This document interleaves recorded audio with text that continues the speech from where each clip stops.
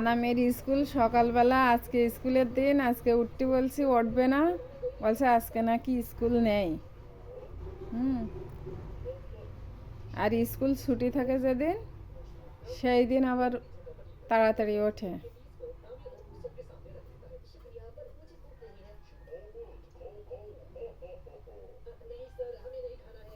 আমি আজকে তৈরি করব বুন্দিয়া। আমার ছেলেরা খাবে, এজন্য বলছে আম্মু বাসায় বুন্দিয়া তৈরি করো। আমি এই সুন্দরভাবে ব্যাটারটি তৈরি করে নেব। আমি বেসনটি প্রথমে চেলে নিয়েছি, আর এখন অল্প করে করে পানি দেব আর মেশাতে থাকব।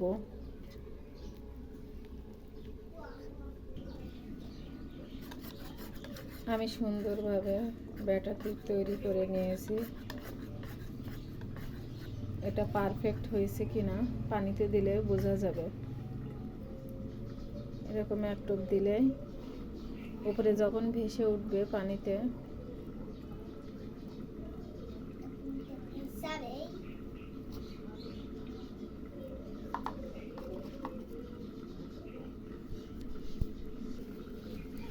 দেখুন পানিতে ফেলার সাথে সাথে উপরে এটা ভেসে উঠছে, তার মানে আমি বুন্দিয়া তৈরি করার জন্য সঠিকভাবে ব্যাটারটি তৈরি করা হয়ে গেছে। এটা আমি কালার মিশিয়ে নিয়েছি, এটা ইয়েলো কালার দিয়েছি, তো এটা বোঝা যাচ্ছে না, বেসনের কালার তো। আর এখানে দিয়েছি রেড কালার। কালারফুল হলে কিন্তু বাচ্চারা বেশি পছন্দ করে, আর সেটা দেখতেও কিন্তু অনেক সুন্দর হয়।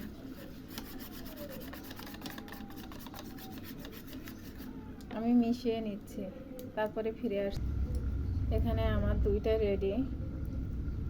আমি এখন কড়াইতে তেল দিয়ে এগুলো সব সেঁকে নেব।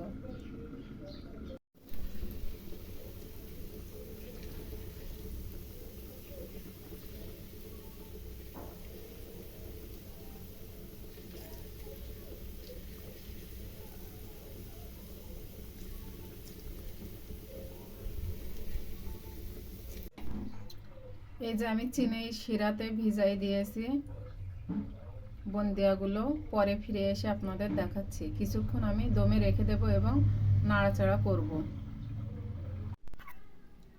এই তো আমার বুন্দিটা কমপ্লিট।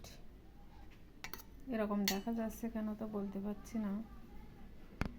আমার যে রেড কালারটা ছিল লাল, ওই রংটা না টুকটুকি লাল হয়নি, কেন তা জানি না। কেকের দোকান থেকে কালারটা নিয়ে আসা,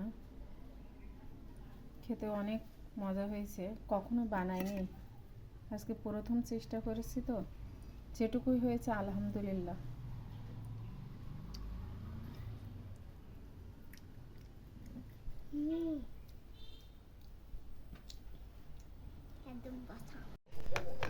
এদিক দিয়ে দুইটি ডিম বড় ছেলেকে বলেছিলাম সিদ্ধ করতে, ও সিদ্ধ করে ছুলে রাখছে।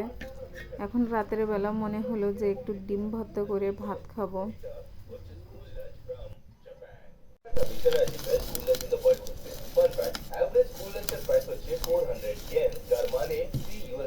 আজকে অনেকদিন পরে ডিম ভর্তা করছি।